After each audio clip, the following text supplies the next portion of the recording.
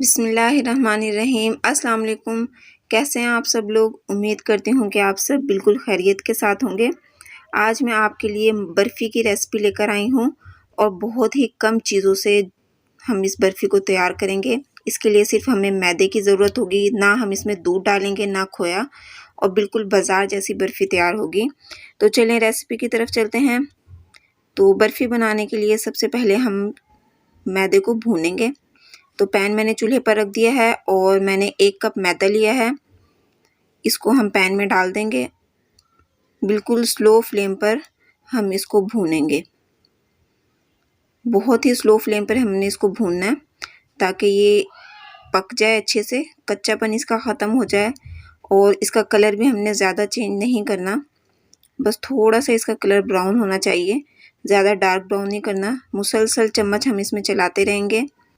आपने इस बात का ख़्याल रखना है कि ये ज़्यादा डार्क ब्राउन ना हो जाए, फिर उससे बर्फ़ी का टेस्ट भी अच्छा नहीं आएगा।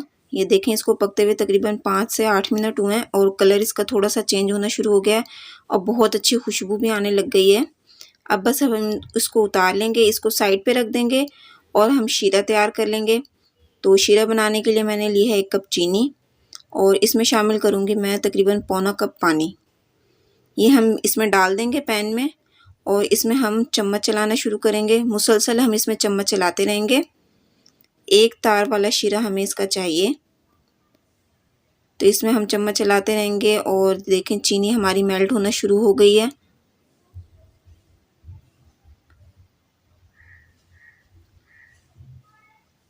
इसको हमने चेक कर लेना है कि इसकी तार बनना शुरू हुई है कि नहीं।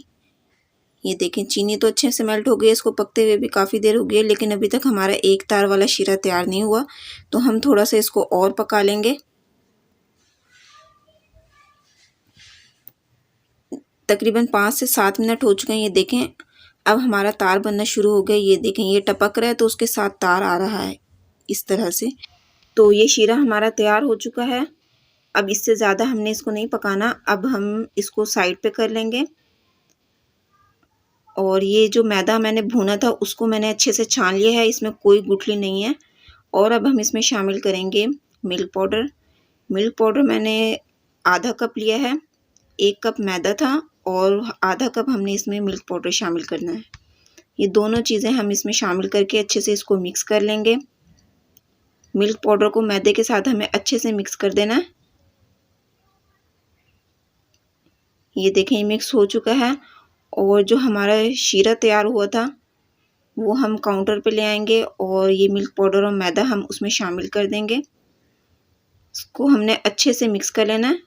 चूल्हे पे अभी हमने इसको नहीं रखना, पहले हम इसकी गुठलियाँ अच्छे से ख़त्म कर लेंगे। इसको अच्छे से मिक्स करें ताकि इसकी गुठलियाँ ख़त्म हो जाएं।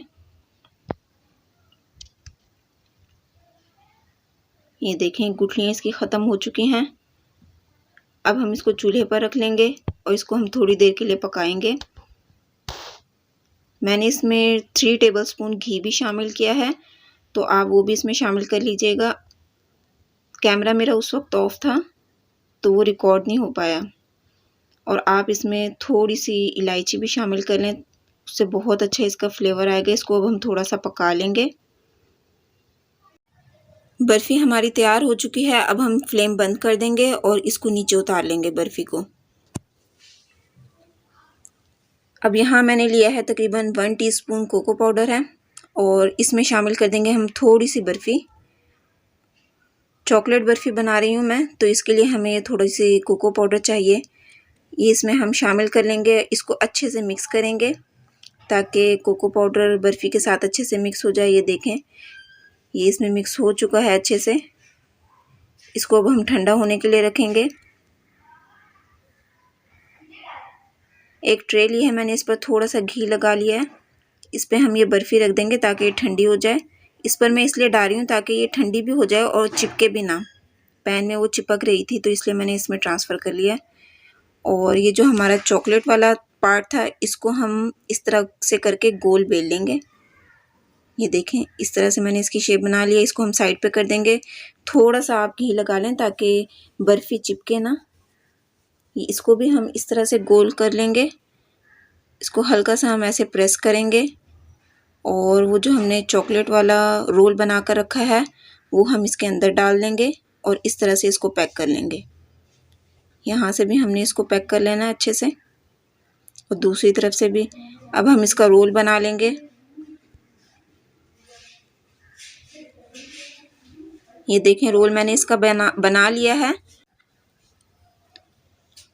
और अब हम इसको एक साइड से इस तरह से फोल्ड करेंगे और दूसरी साइड इस पर फोल्ड करके इस तरह से रख देंगे और फिर से हम इसको रोल कर लेंगे और इसको थोड़ा सा हम प्रेस कर चौकोर शेप में कर लेंगे इस तरह से।